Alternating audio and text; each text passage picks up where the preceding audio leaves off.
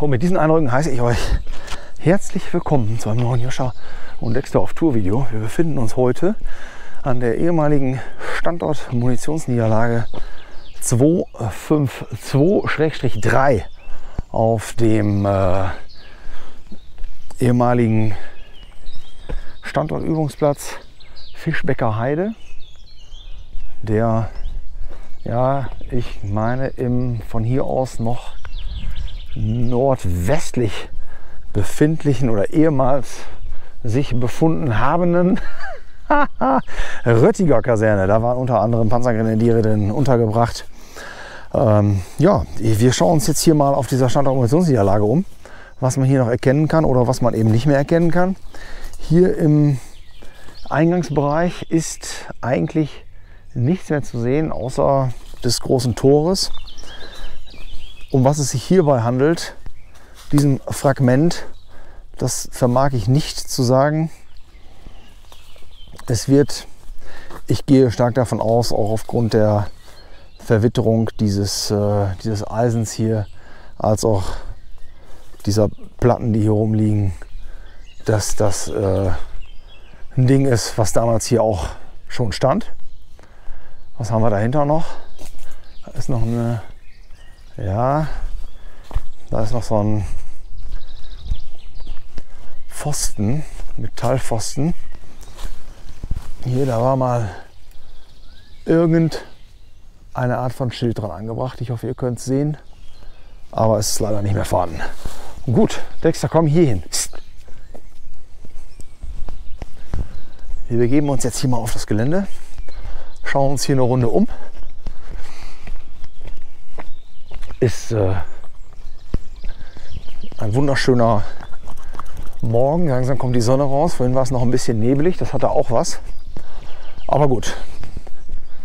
Jo, der erste Weg hier vom Haupttor, wo wahrscheinlich auch mal eine Wache stand, die aber auch nicht mehr zu sehen ist, führt uns hier mal wieder, wie üblich, an so kleinen Munitionsdepots an einen Verteiler.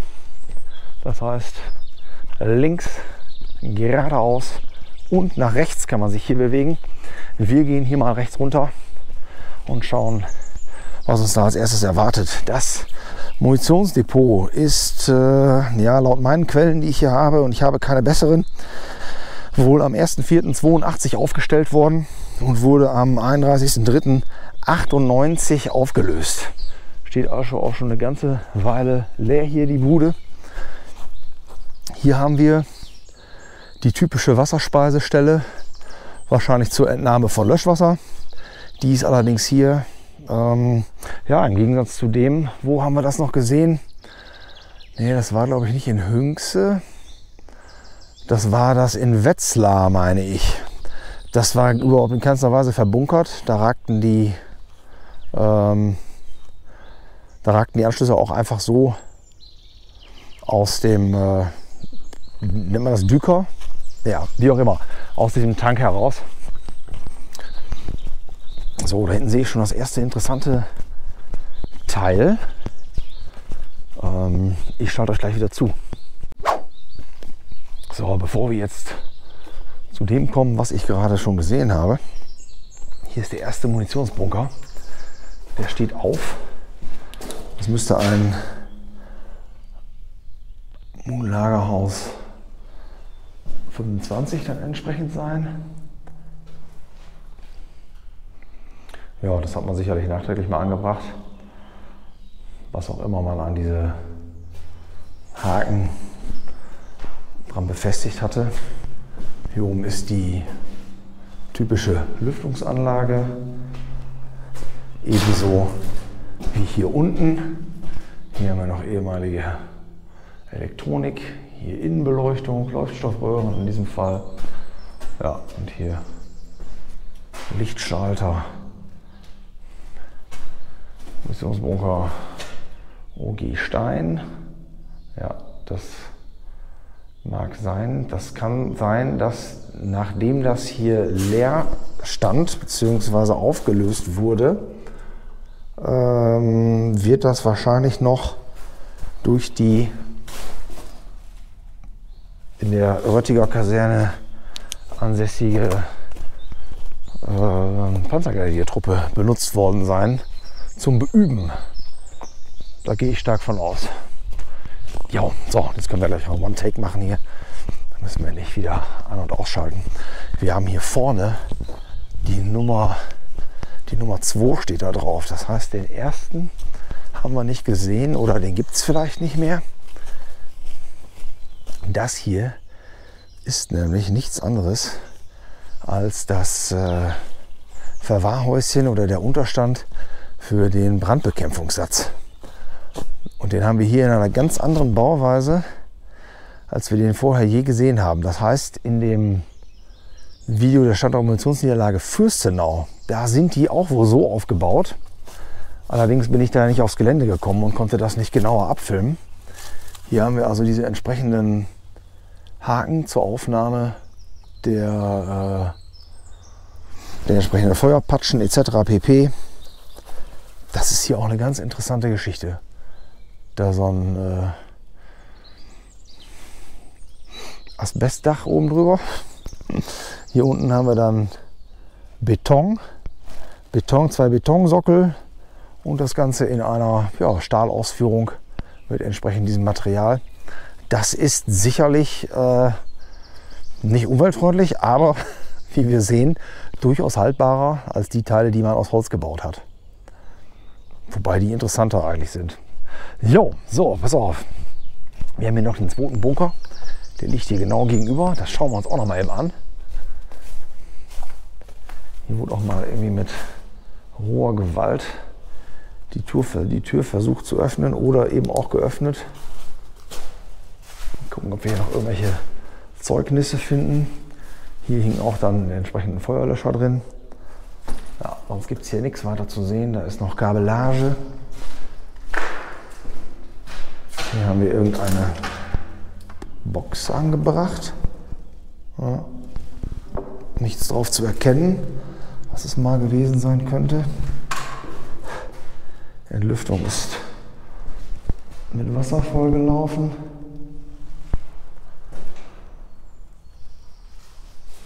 Sonst haben wir hier nichts. Außer ein Hund. Ja.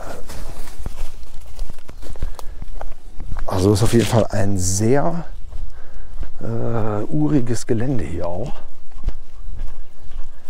Da vorne haben wir das typische Telefonhäuschen, wie wir das von all diesen Anlagen kennen. Wollen wir mal eben gucken, ob wir da noch irgendwas zu sehen bekommen. F9. Oh, Afresloten, wie der Holländer sagt. Und ich habe auch keinen Slötel. Da müsste man hier irgendwie ein Vierkant, sowas in der Art reinsteckeln. Gut, das Ganze ist auf jeden Fall hier auch so, man sieht es, leicht splittergeschützt. Einen Wall hat man da drum herum gebaut. Interessant. So, wir gehen zurück auf die Hauptstraße. Schauen uns da weiter um.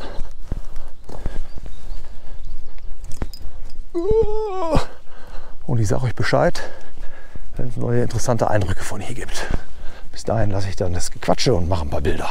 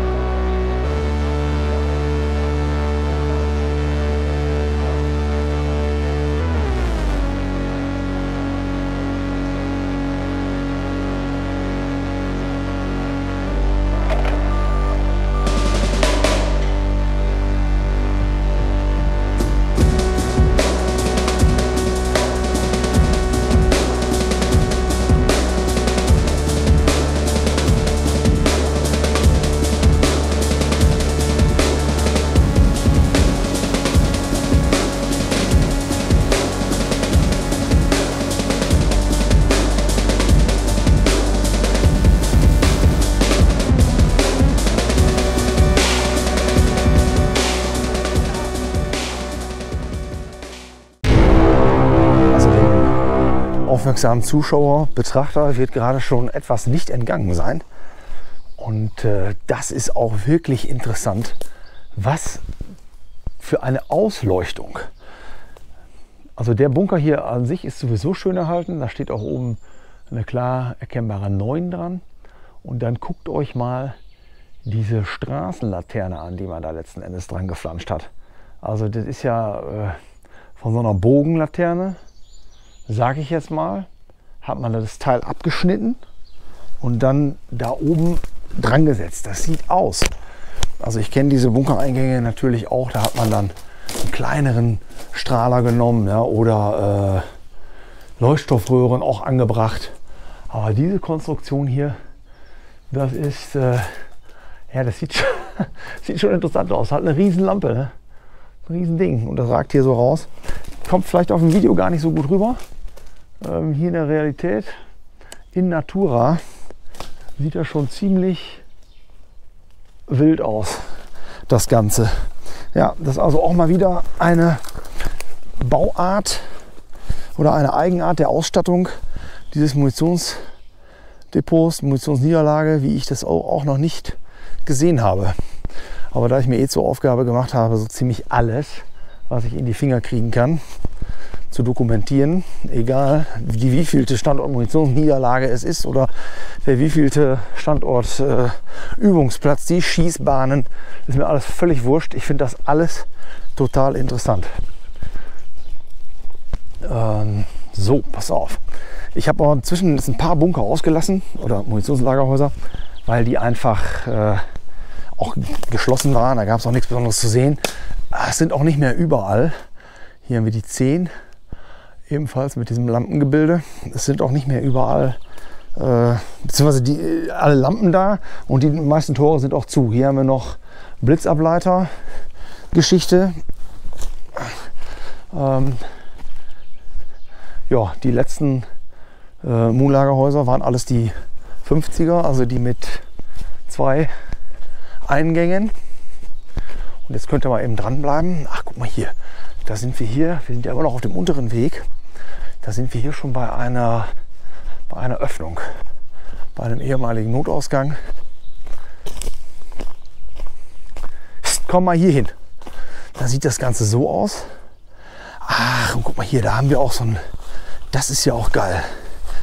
Da hing natürlich mal irgendein Schild drin. Ein Stoppschild. Vielleicht. Oder auch, weiß ich nicht, nur links abbiegen. Keine Ahnung, egal, wie auch immer. Interessant. Notausgangstor. Ja, die allgemeine Lage hier dieses Geländes. Hier ist also wirklich alles offen. Ne? Hier kann sich jetzt keiner beschweren, dass man hier drauf geht. Hier fehlt meterweise Zaun. Dexter, komm hier hin. Wir haben hier noch einen anderen Auftrag. So, ist prima. So. Oh, was sehen denn meine Augen da vorne? Hier ist doch auch noch was. Ach, guck mal an. Guck mal an. Hier sind noch Stellungen ausgehoben. Das ist ja auch hochinteressant. Das ist ja wirklich interessant, denn ich hätte jetzt gesagt, diese Stellungen sind erst entstanden, nachdem man das Munitionsdepot nicht mehr genutzt hat. Da werde ich aber augenscheinlich oder offensichtlich eines Besseren belehrt, denn hier haben wir ein Telefonhäuschen, das befindet sich mitten in dieser Stellung. Das heißt, die waren damals auch hier schon angelegt, um die ganze Geschichte hier im Falle eines Falles dann zu verteidigen. Das ist, ja, das hätte ich nicht gedacht. Hätte ich nicht gedacht. Sehr interessant. Gut, haben wir auch wieder was Neues entdeckt. Habe ich so auch noch nicht gesehen auf einer Standort-Munitionsniederlage. So, jetzt haben wir hier die Sache. Geradeaus geht's oder nach links. Hierhin. Psst. Hierhin. Ich habe da nämlich gerade schon einen Hasen gesehen. Deshalb gehen wir jetzt auf jeden Fall nach links. Dann haben wir das schon mal abgehakt und schauen mal, was es hier noch gibt. Also das ist wirklich von der Landschaft her, von den Eindrücken auch richtig klasse hier. Da haben wir nochmal Doppelbunker, ebenfalls mit noch erhaltener Lichtanlage. Hier haben wir noch so ein, ja, wie nennt es sich noch? Ein Element des Tiefbaus der Kanalisation zum Beispiel. So, jetzt ist das hier, diese Bunker sind alle nochmal, da sind alles ziemlich tiefe Gräben dahinter und dazwischen.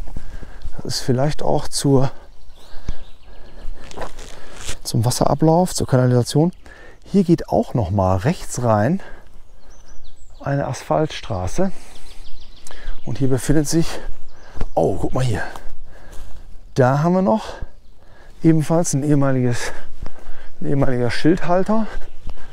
Und dann sind wir hier auch schon bei Brandbekämpfungssatz Nummer 6. Gut, das müssen wir uns einfach mal merken. Hier geht es auf jeden Fall geradeaus weiter. Das war alles asphaltiert, beziehungsweise ist es immer noch, aber es ist überwuchert. Und hier vorne erkennt man Strukturen.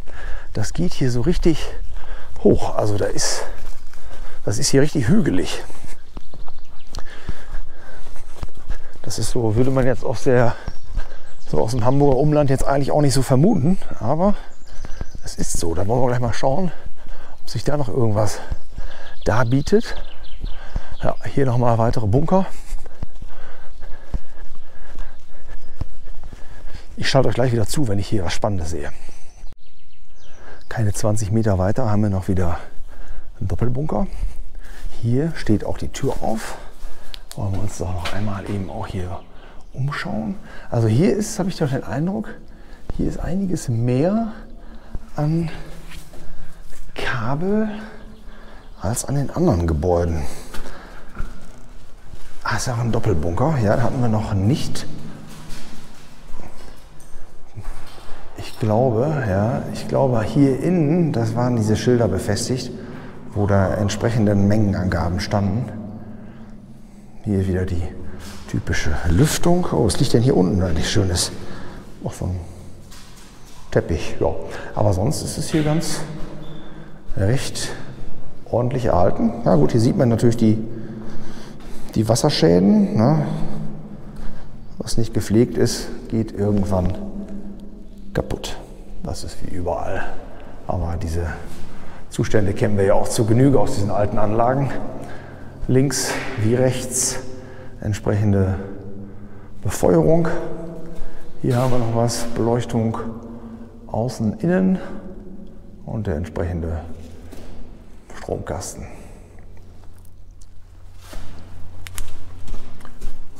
Gut.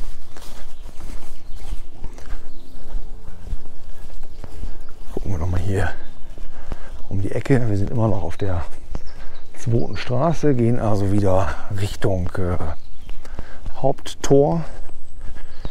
Ich nehme an, dass wir hier einfach wieder auf dem Verteiler rauskommen.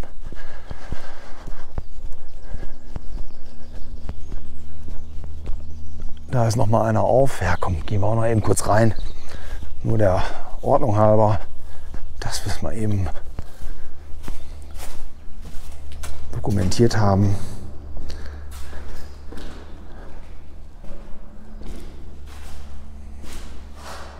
Ja. Ach, guck an, und hier ist auch gar nicht. Hier drin befindlich ist auf jeden Fall kein Stromverteiler. Das war nur in dem anderen. Hier ist nichts.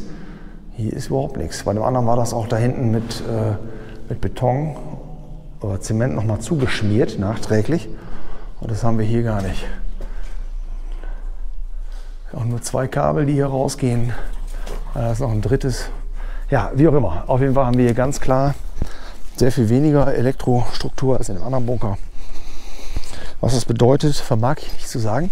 Hier seht ihr auch, ich hoffe, dass ihr es sehen könnt, da geht es nach oben. Ne? Also da ist dieser Berg. Gut. Was haben wir hier? Hier haben wir die Nummer 16. Auch keine Lampen mehr vorhanden. Auch geschlossen. Da haben wir noch Brandbekämpfungssatzhäuschen. Die Nummer 8 haben wir da. Jod. Bis gleich. Ah, okay. Körbe. Es sind Körbe. Ich dachte erst, was soll da drin sein? Aber ich sehe schon, das sind Eicheln. Wahrscheinlich ist es hier mal von einem Jäger eingelagert worden, zwecks Anfütterung von Rehen, denke ich. Ich bin natürlich kein Jäger, aber würde ich mir so zusammenreimen. Ja. Hier keimt es auch. Es wächst etwas. Ach Gott, so. Liegt hier noch irgendeine Plane, irgendein Vlies. Gut, komm, gehen wir wieder raus. Ja, die Kamera schon mal angestellt habe. Mal eben ein, zwei Worte darüber verlieren, was ich hier trage. Ich habe hier so ein Einstrich-Keinstrich T-Shirt auch an. Das ist allerdings nicht wirklich farbecht. Das kommt von der Firma Miltec, weil von einer Firma bekommt man sowas gar nicht. Und das gab es natürlich auch gar nicht bei der NVA. Ne? Das sind so Sachen, die sind dann ja, einfach mal irgendwann so als T-Shirt hinzugekommen, einfach durch die Industrie. Könnte sich ja verkaufen, hat sich auch verkauft. Ich finde so ein T-Shirt hier jetzt weitaus angenehmer, als wenn ich jetzt hier da groß Augenmerk drauf legen würde, dass das alles super original und stimmig ist. Ist es schon allein deshalb nicht, weil ich habe hier wieder meine Schlupfjacke an. Die ist ja auch eine Sonderanfertigung aus originalem Material zwar, aber hat auch mit der NVA nichts zu tun. Und die Mütze, die ich hier habe, sowas hatten die bei der NVA natürlich auch nicht. Ist auch aus originalem Stoff, ist von einer Firma. Darüber mache ich aber noch einen Instagram-Post. Das werde ich jetzt hier nicht machen, nicht alles noch erzählen. Gut, das nur dazu mal eben am Rande, wen es interessiert. Wir sind jetzt hier wieder an dem Verteiler angekommen. Sprich, da sind wir her. Hier dann entsprechend umgekehrt. Und hier geht es rechts nach oben. Und ich habe hier gerade was gesehen im Vorbeilaufen. Bei meinem Gequassel. Das gucken wir uns jetzt mal an. Das ist ja auch, was ist das? Also ich meine, hier ist noch mal wieder so ein Schachtelement. Und dann haben wir hier doch tatsächlich einen alten Handlauf und auch eine richtige Treppe. Richtig angelegte Treppe. Das führt hier hoch. Ja, und da gehen wir jetzt mal eben schauen, ob uns da irgendwas erwartet oder was uns da erwartet. Das geht also hier diesen vorhin schon erwähnten Berg hoch. Also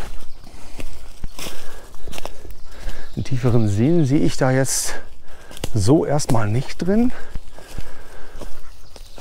Vielleicht,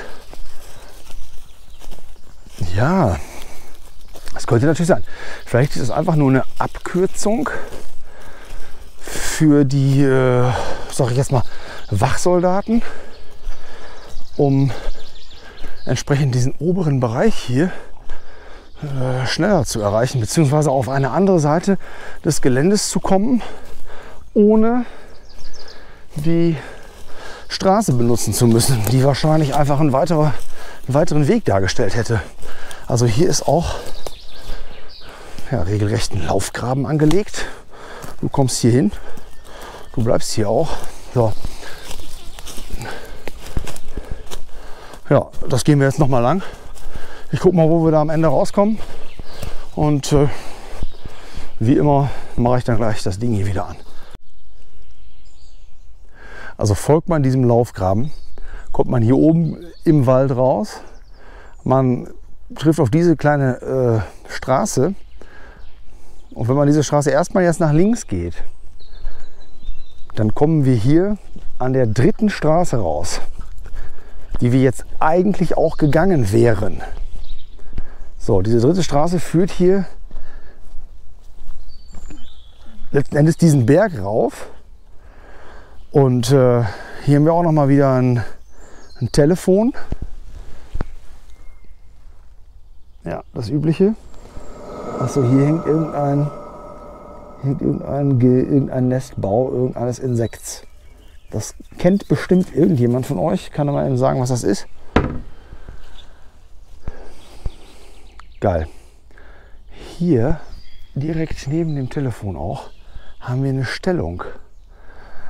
Okay, also wenn wir jetzt überlegen, die Soldaten könnten jetzt hier hochlaufen, diesen Bogen über die Straße, sich dadurch recht offen annähern an die Stellung, oder aber sie begeben sich da vorne durch den Wald und erreichen dann diese Stellung.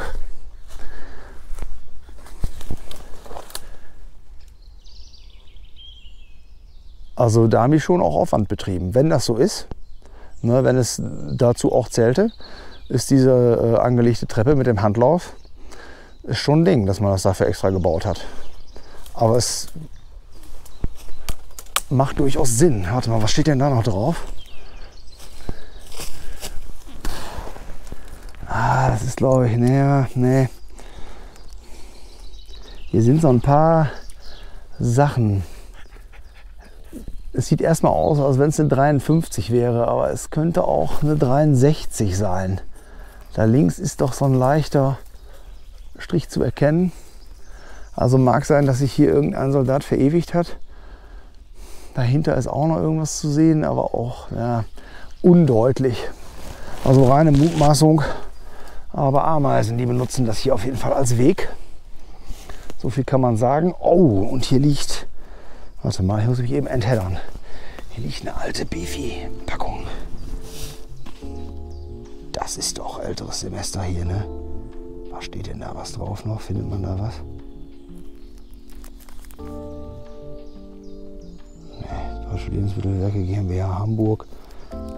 Hier war mal irgendwie ein Aufkleber drauf. Aufreißen, blablabla. Scheiße.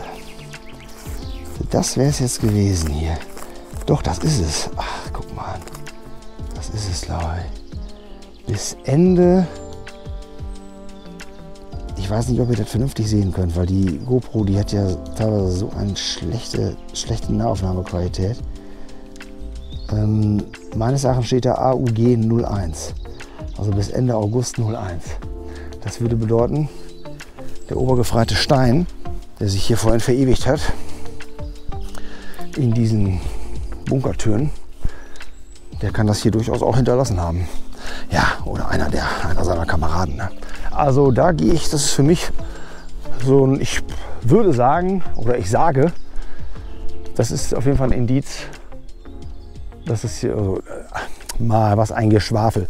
Ich gehe davon aus, dass diese Beefy dort irgendein Soldat in dieser Stellung gegessen hat und das Papier dahin geschmissen hat. So, das sage ich jetzt einfach mal.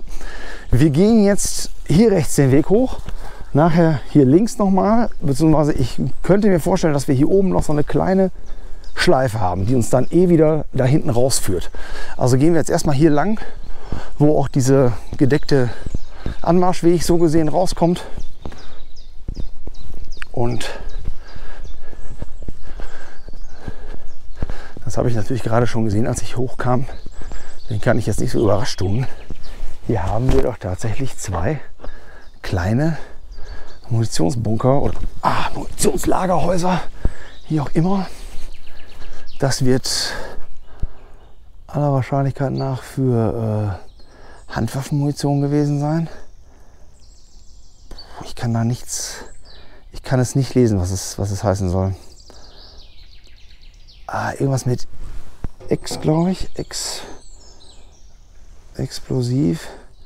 Wie auch. Nee. Ich weiß es nicht. Ich kann es so nicht sehen.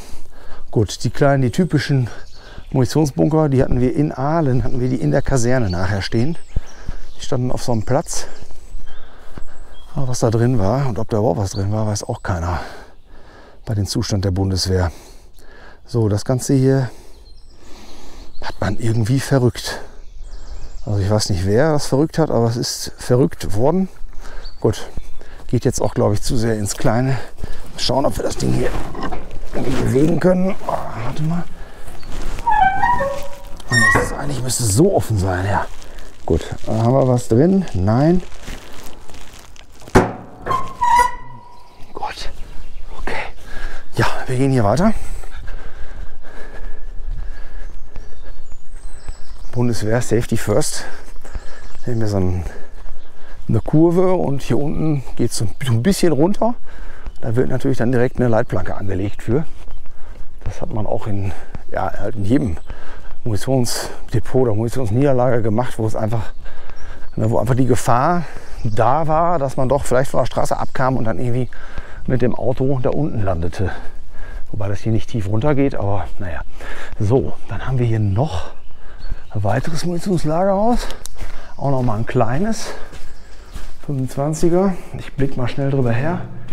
Ah ja, okay. Hier haben wir Brennholz eingelagert. Das ist alles recht trocken hier. Ja, wir haben natürlich hier auch eine Lage. Die ist ja jetzt hier ganz anders als da hinten. Da ist unten, hier ist oben. Und wo oben ist, ist natürlich in der Regel weniger Wasser, da das ja nach unten fließt. Logisch, ne? Gut. Dann gehen wir hier noch mal weiter rum. Das könnte sein, dass wir da hinter der Kurve dann auch schon wieder auf die Straße kommen, die uns dann hier letzten Endes rausführt. Naja, hier oben scheint auf jeden Fall eine gewisse Bewirtschaftung stattzufinden. Das hier ist abgeschlossen, das Häuschen. Hier haben wir nochmal Brandbekämpfungssatz.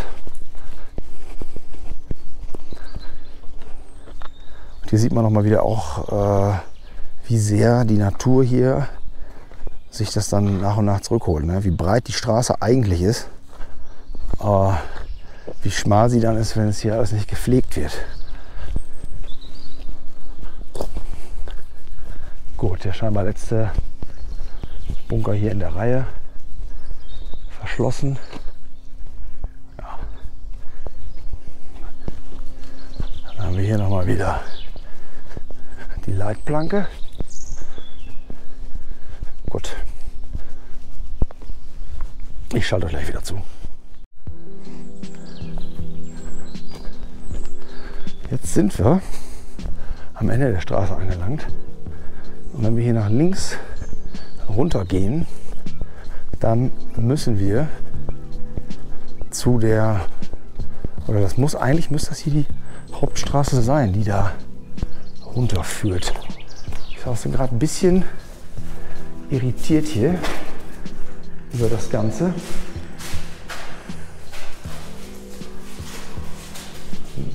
Gut, das Übliche halt, ne? Gucken wir uns das nicht weiter an. Aber wir machen mal eins. Wir sind jetzt gerade von da vorne gekommen, wo die Leitplanke ist. Wir gehen jetzt einmal hier runter, um festzustellen, wo kommen wir da wirklich raus. Und danach drehen wir nochmal um und werden dann den Weg in die andere Richtung fortsetzen. Hier sind auch nochmal Munitionslagerhäuser.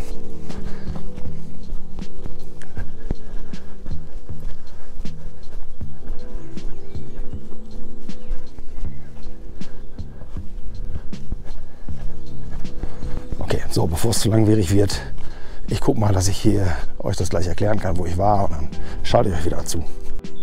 So, das Rätsels Lösung habe ich jetzt gefunden, und zwar hier vorne. Wenn ihr da runterblickt, das ist diese lange Straße, dann geht von der Straße, und man sieht es jetzt nicht sonderlich gut, geht da vorne links der Weg ab.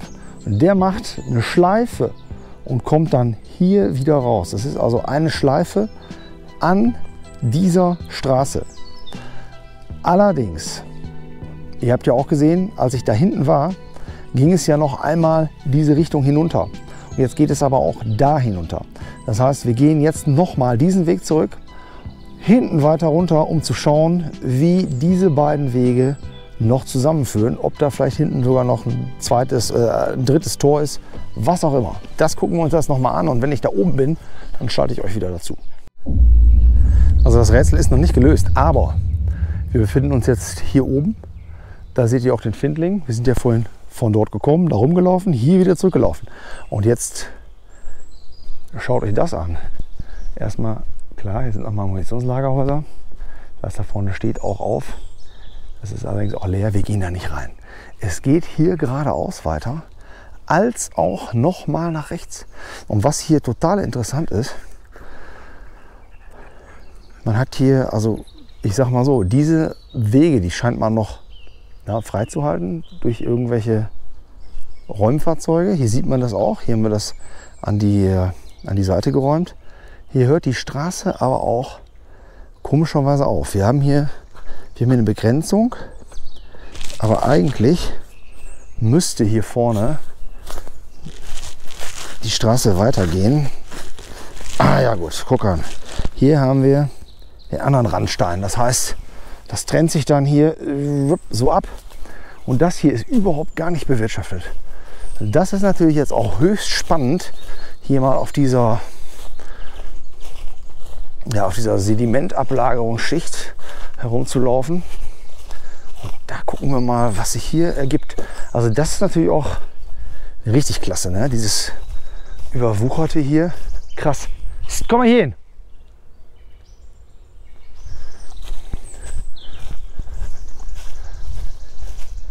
Und was ist es? Was wird es? Eine weitere Schleife mit Munitionslagerhäusern. Auch sehr schön erhalten. Beide Lampen noch da. Die B- und Entlüftungsschächte sind noch top in Ordnung. Das ist hier, ja, also eigentlich der interessanteste Teil hier des Platzes, sag ich mal. Ach, das gibt's doch gar nicht. Hier steckt sogar noch eine Klinke drin. Ja gut. Wenn jetzt ein Telefon drin gewesen wäre, hätten wir 6 richtige gehabt. Aber hier ist immerhin diese Klinke. Das ist ja auch... Ach, das ist ja klasse. Interessant. Auf jeden Fall. Sehr interessant. Da gehen wir jetzt hier auch noch weiter. Hier wird wirklich überhaupt nichts gemacht. Hier ist ein Baum umgefallen, der bleibt hier liegen. Da muss ich den Hund mal eben in die Hand nehmen. Und dann gehen wir da irgendwie durch.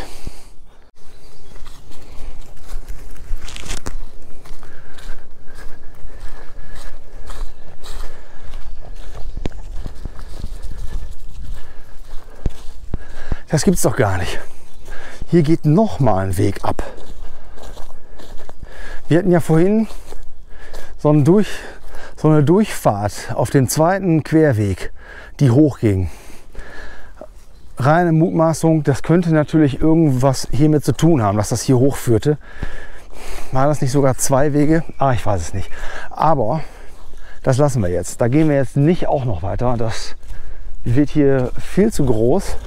Aber das kann eigentlich nur auf den Weg führen, weil das Gelände ist an sich gar nicht so groß. Das ist hier nur sehr schön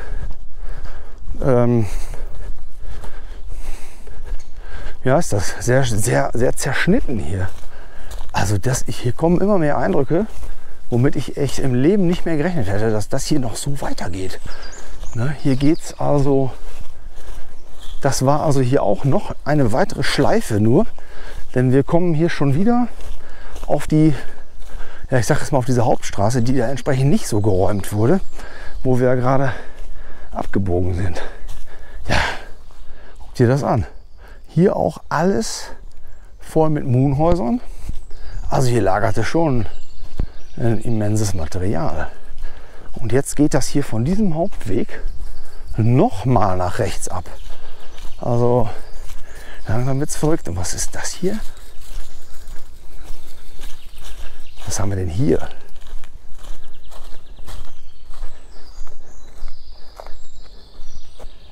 Was ist das? Das sind Zeugnisse frühägyptischer Besiedelung hier in diesem Gebiet.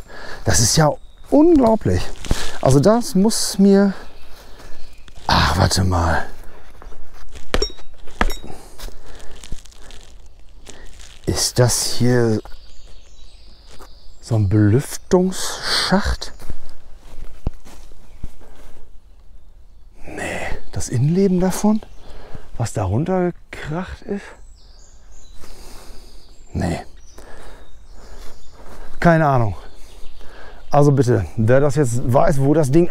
doch, das kommt von hier oben. Jetzt sehe ich es, das habe ich ja noch nie. Das ist hier oben drauf gewesen. Da sieht man auch die Plattform. Und dann ist das hier, sieht das entsprechend so von innen aus. Ja.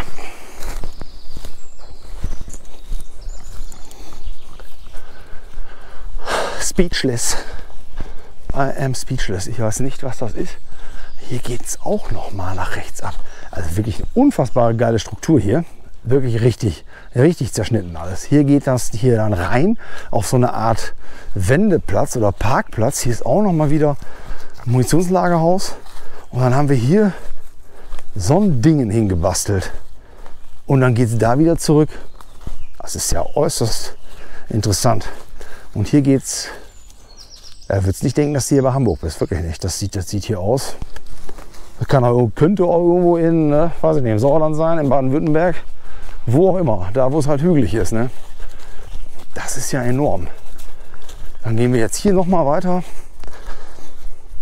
Ich hätte jetzt auch wirklich, ich habe es gerade wahrscheinlich schon mal gesagt, ich hätte nicht damit gerechnet, dass hier so viele Wege sind. So, was haben wir hier?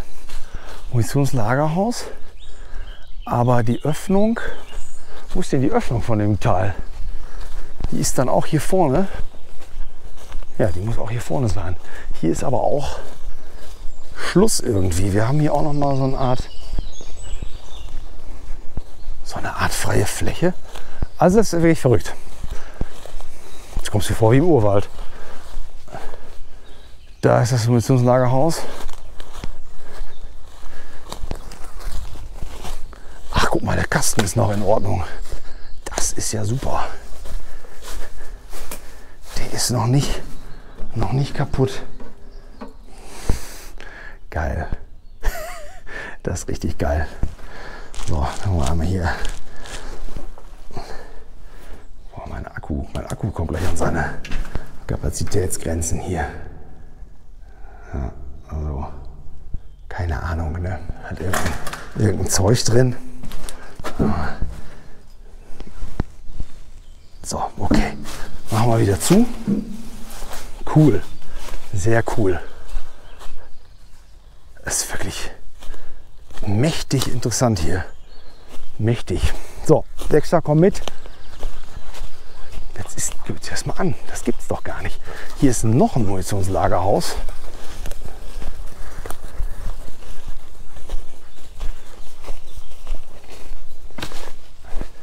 Aber dahinter muss Schluss sein. Wie ich das sehe, da geht's nur noch runter. Da ist nichts mehr. Und hier steht auch, kann man sehen, da steht eine 46 dran. Na komm, ich bin mal nicht ganz so faul. Ich gehe da einmal noch gucken. Das hat man hier mal ein Schild richtig dran gemacht. Das ist also Munitionslagerhaus 46.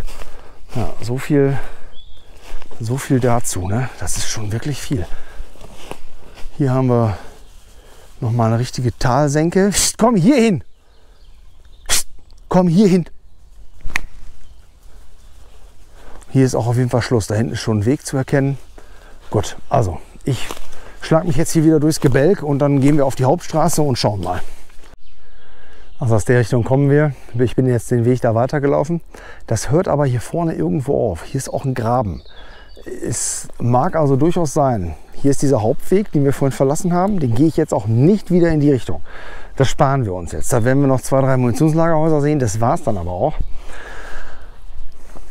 Also eigentlich müssten diese beiden Wege streng genommen, wenn es dann mal eine Verbindung gegeben hat, müssten die hier irgendwo zusammentreffen. Das ist allerdings nicht mehr erkennbar und ich weiß auch nicht, ob es stattgefunden hat oder ob man da hinten irgendwo wenden musste. Dann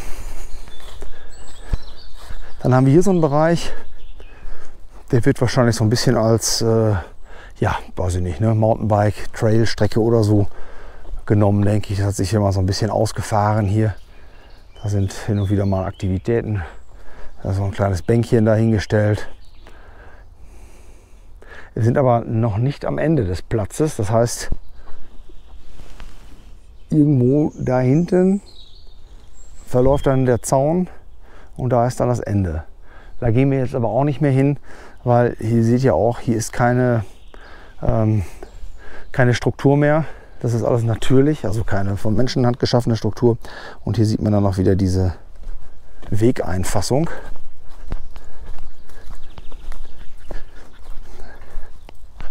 Ja, Da hinten höre ich auch schon irgendwelche Geräusche im Wald. Ja, so ist das hier. Und hier kommen wir wieder, oder sind wir wieder, auf den Weg gekommen, von dem wir vorhin etliche Male abgezweigt sind und dann noch einen Parallelweg davon gelaufen sind. Also es mag etwas verwirrend sein und ich muss sagen, ist es auch. Es ist gar nicht so einfach, sich hier zurechtzufinden, wenn man das hier nicht kennt. Das ist hier schon ein Übungsplatz für Kampf im schweren Gelände, ne? Also schon verrückt. Aber so, wir sind jetzt wieder dort, wo ich vorhin das Gelände betreten habe. Und jetzt gilt es nur noch eben meinen Rucksack wieder zu holen aus dem Nahversteck. Und dann können wir hier wieder abzischen.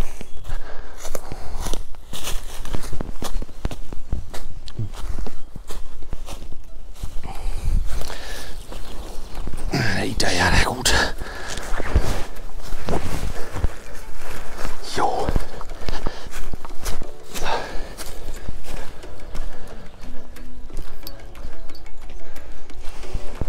Gibt keinen weiteren Cut.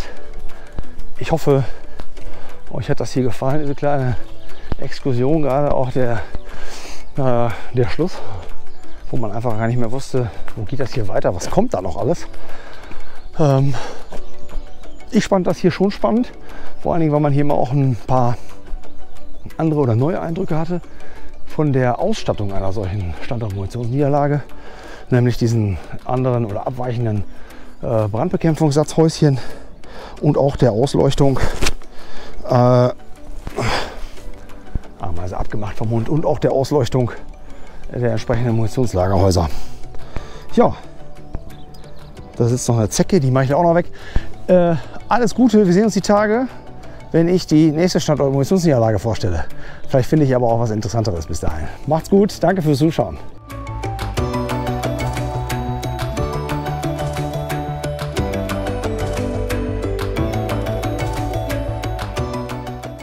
Ich liebe den Geruch von Standort-Munitionsniederlagen am Morgen. Es riecht nach... Ja, wonach riecht es? Es riecht nach Sieg.